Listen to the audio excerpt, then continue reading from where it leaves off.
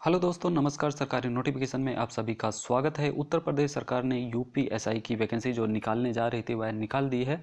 इसकी exam date क्या होगी, यह फॉर्म कब से भरा जाएगा, इसकी फ़ीस कितनी रहेगी, सभी चीज़ों के बारे में बात करेंगे। एज क्या रहने वाली है, हर चीज़ के बारे में हम लोग जानेंगे इस नोटिफिकेशन में। तो आप लोग वीडियो के अंत तक बने रहिएगा। यदि यह वीडियो आप लोगों को यूजफुल लगती है तो चैनल को सब्सक्राइब जरूर कीजिएगा, क्योंकि मैं ऐसे ही यूजफुल वीडियो आप लोगों के लिए अपलोड करता रहता हूँ। और वीडियो पसंद आए तो लाइक ज़रूर कीजिएगा, अपने दोस्तों के साथ शेयर ज़रूर कीजिएगा, हर जगह फैला दीजिए। व्हाट्सअप, फेसबुक, जहाँ भी आप लोग शेयर करना चाहते हैं हर जगह इसे शेयर ज़रूर कीजिएगा, ताकि किसी से यह फॉर्म छूटने ना पाए। तो चलिए देख लेते हैं इस नोटिफिकेशन में क्या दिया गया है। तो यहाँ पर देखिए, नोटिफिकेशन में दिया गया है कि आपका जो वेतनमान रहने वाला है, यानी कि वेतन रहने वाला है, वह 9300 से लेकर 34,800 रहने वाला है। ग्रेड पे 4200 होगा। और इसकी जो कुल वैकेंसी है वह 9,534 रिक्त पदों के लिए वैकेंसी निकाली गई है, जिसमें महिला और पुरुष दोनों लोग भर सकते हैं। तो आइए देख लेते हैं श्रेणीवार कितनी वैकेंसियाँ रहने वाली हैं। तो यहाँ पर श्रेणीवार बॉक्स में दिया गया है, यहाँ पर बॉक्स में दिया गया है। हाँ, यहाँ पर देखिए बॉक्स में दिया गया है, जिसमें आप लोग देख सकते हैं श्रेणीवार दिया गया है। 5 श्रेणियाँ दी गई हैं, जिनमें आरक्षित श्रेणी है जिसकी संख्या 3613 है। EWS 10% है, यानी कि जिसकी संख्या 902 है, पदों की संख्या है। अन्य पिछड़ा वर्ग 27% है, जिसमें 2437 पोस्टें हैं। और अनुसूचित जाति के लिए 21% दिया गया है, इसके लिए 1895 पोस्टें हैं। अनुसूचित जनजाति के लिए 2% दिया गया है, 180 पोस्ट, यानी कुल मिलाकर 9027 पोस्टें दी गई हैं। तो आइए देख लें सीधी भर्ती द्वारा भरे जाने वाले पदों के संक्षेप क्षैतिज आरक्षण के प्रतिशत, यानी कि जो क्षैतिज प्रतिशत दिया गया है यहाँ पर सभी को दिया गया है। स्वतंत्रता संग्राम सेनानी के आश्रित हैं, भूतपूर्व सैनिक, महिलाएं, सभी लोग यहाँ पर बॉक्स में दिया गया है। तो आप लोग यहाँ देखिए, खा में देख लीजिए, प्लाटून कमांडर पीएससी के लिए जो क्रमशः श्रेणियाँ और पदों की संख्या दी गई हैं यहाँ पर दी गई हैं। तो इसी प्रकार सभी श्रेणियाँ दी गई हैं। तो आप लोग इस नोटिफिकेशन को पढ़कर जिस श्रेणी में आप लोग आते हैं उस श्रेणी को आप लोग अच्छे से पढ़ लें, तभी फॉर्म को अप्लाई करें। तो हम लोग यहाँ देख लेते हैं 2.1 में जो दिया गया है। यहाँ पर 2.1 में दिया गया आवेदन ऑनलाइन की समय सारणी, यानी कि आपको इस फॉर्म भरने की तारीख क्या दी गई है और आखिरी तारीख क्या होगी। तो आवेदन प्रारंभ होने की तिथि जो दी गई है वह 4/1/2021 है, यानी कि अप्रैल में आप लोग इस फॉर्म को अप्लाई करना शुरू होंगे। 1 अप्रैल से यह फॉर्म अप्लाई होना शुरू हो जाएगा।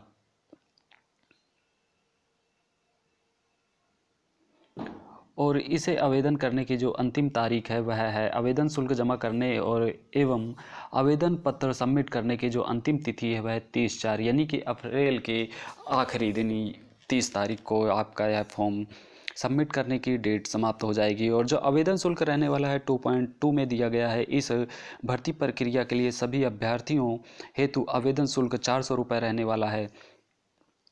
और यहाँ पर और भी चीज़ें दी गई हैं, जिसमें अहर्ताएँ दी गई हैं, राष्ट्रीयता दी गई है, सभी चीज़ें दी गई हैं। शैक्षिक अहर्ताएँ चलिए देख लेते हैं इसमें क्या क्या मांगा गया है।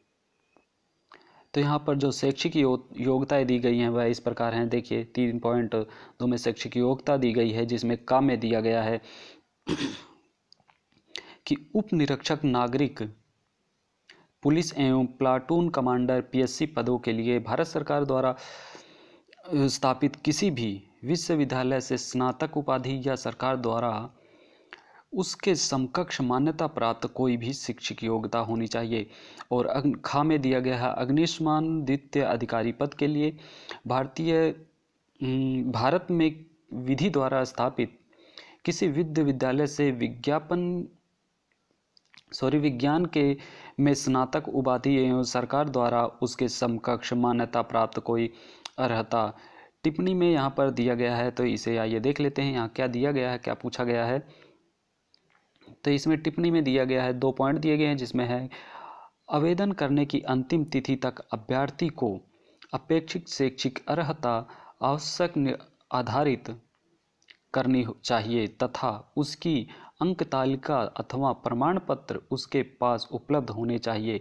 यानी कि आप जब इस फॉर्म को भरेंगे तो जो यानी कि 30 अप्रैल कि आखिरी डेट से पहले ही आपके पास सभी योग्यताएं होनी चाहिए। यानी कि 30 अप्रैल के बाद की कोई भी योग्यता या यदि आपने पास कर लिया है लेकिन आपके पास प्रमाण पत्र नहीं उपलब्ध है तब भी आप इस फॉर्म को अप्लाई नहीं कर सकते। सेकंड नंबर में दिया गया है कि आवेदक पत्र के प्रदर्शित शैक्षिक अर्हता की यथार्थता शुद्धता एवं समकक्षता के सिद्ध करने के लिए अभिलेखिक करने के लिए अभिलेखीय साक्ष्य प्रस्तुत करने के दायित्व अभ्यर्थी का होगा। इस संबंध में बोर्ड का निर्णय अंतिम होगा। यानी कि यदि कोई दिक्कत होती है या कोई गलतियां होती हैं तो उसका साक्ष्य आपको बोर्ड को देना होगा। तो आइए देख लेते हैं और क्या दिया गया है। तो यहाँ पर दिया गया है यदि दो कैंडिडेट का बराबर नंबर आ जाता है, एज सेम हो जाती है, तो उसके लिए आपको क्या क्या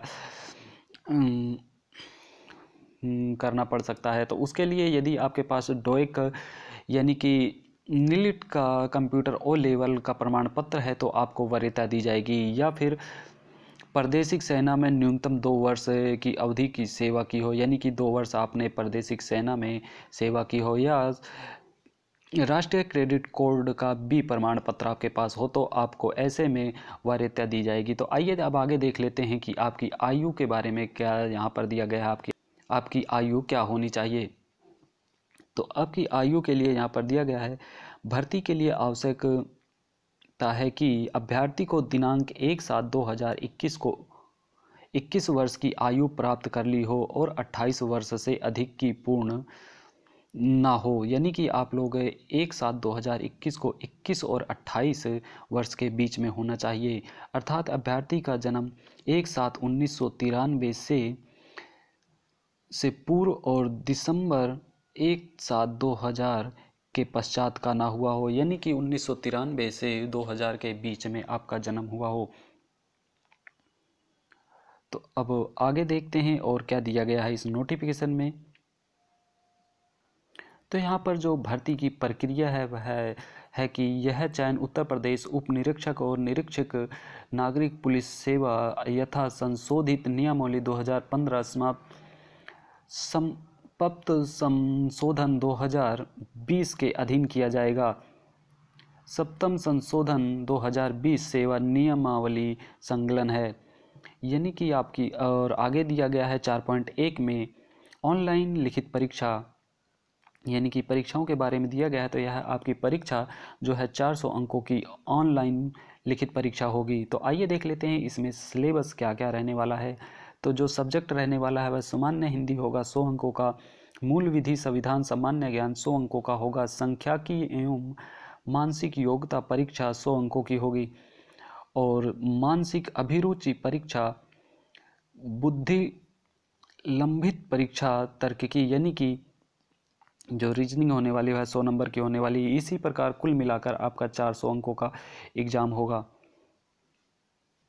और जो यह परीक्षा सीमा है वह ऑनलाइन लिखित परीक्षा 2 घंटे की होगी, 120 मिनट की होगी, जिसमें आप लोगों को यह परीक्षा 2 घंटे के अंदर पूर्ण करना होगा। और इसमें परीक्षाओं के बारे में और भी जानकारियाँ दी गई हैं जिसे 2, 3, 4, 5, 6 के अंदर आप लोग इसे पढ़ सकते हैं। और आइए देख लेते हैं इसमें और शारीरिक मापदंड का परीक्षण में क्या क्या पूछा जाएगा, यानी कि क्या क्या मांगा गया है। तो इसमें पुरुषों के लिए जो ऊंचाई दी गई है वह 168 सेंटीमीटर है, यानी कि एक सामान्य अन्य पिछड़े वर्ग और अनुसूचित जाति के अभ्यर्थियों के लिए न्यूनतम ऊंचाई 168 सेंटीमीटर है। सेकंड में है 2 में अनुसूचित जनजाति के अभ्यर्थियों के लिए न्यूनतम ऊंचाई 60 सेंटीमीटर है। और सीना जो है वह यहाँ पर सामान्य अन्य पिछड़ा जातियों और अनुसूचित जातियों के संबंधित अभ्यर्थियों के लिए न्यूनतम सीने का माप 7.79 सेंटीमीटर बिना फुलाने पर और कम से कम 84 सेंटीमीटर फुलाने पर होना चाहिए। न्यूनतम अनुसूचित जनजातियों के लिए 77 सेंटीमीटर बिना फुलाए और फुलाने पर 82 सेंटीमीटर से कम नहीं होना चाहिए, यानी कि आपको 5 सेंटीमीटर सीना फुलाना अनिवार्य है। तो यहाँ महिलाओं के लिए जो दिया गया है शारीरिक मापदंड, उसमें ऊंचाई है नंबर 1 पर। सामान्य अन्य पिछड़ा वर्ग और अनुसूचित जाति की महिला अभ्यर्थियों के लिए न्यूनतम ऊंचाई 152 सेंटीमीटर है और अनुसूचित जनजाति की महिला अभ्यर्थियों के लिए न्यूनतम ऊंचाई 147 सेंटीमीटर है और महिलाओं के लिए वजन का न्यूनतम 40 किलोग्राम का होना चाहिए, यानी कि 40 किलो से जिसका कम वजन है वह रिजेक्ट कर दिए जाएंगे। और उसके बाद इन सभी चीज़ों में यदि जो अभ्यर्थी सफल हो जाते हैं उनके लिए आगे दौड़ होने वाली है, तो उसकी जो दौड़ जो होगी उसमें जो दिया गया है वह इस प्रकार है। पुरुष अभ्यर्थियों को लिए 4.8 किलोमीटर की दौड़ 28 मिनट में पूरी करनी होगी और महिला अभ्यर्थियों के लिए 2.4 किलोमीटर की दौड़ 16 मिनट में पूरी करनी आवश्यक है। उसके बाद ही जब आप लोग इसे भी पूरा कर लेते हैं, यानी कि पुरुष 28 मिनट में 4.8 किलोमीटर की दौड़ पूरा करें और महिलाएं 2.4 किलोमीटर की दौड़ 16 मिनट में पूरा कर लेती हैं, तब ही आगे आपकी भर्ती पूरी होगी। तो इस नोटिफिकेशन में बस इतना ही, और यदि कोई जानकारी फिर मिलती है तो मैं आप लोगों को उसकी जानकारी दूंगा। यदि आप लोग चैनल पर आए हैं और चैनल को अभी तक सब्सक्राइब नहीं किया है तो चैनल को सब्सक्राइब ज़रूर कर लीजिएगा, क्योंकि मैं आप लोगों के लिए इसी प्रकार यूजफुल वीडियो लाता रहता हूं। तो आप लोग चैनल को सब्सक्राइब ज़रूर कर लें और वीडियो ज़रा भी पसंद आई हो तो लाइक ज़रूर कीजिएगा। हम मिलते हैं फिर नए वीडियो के साथ। जय हिंद दोस्तों।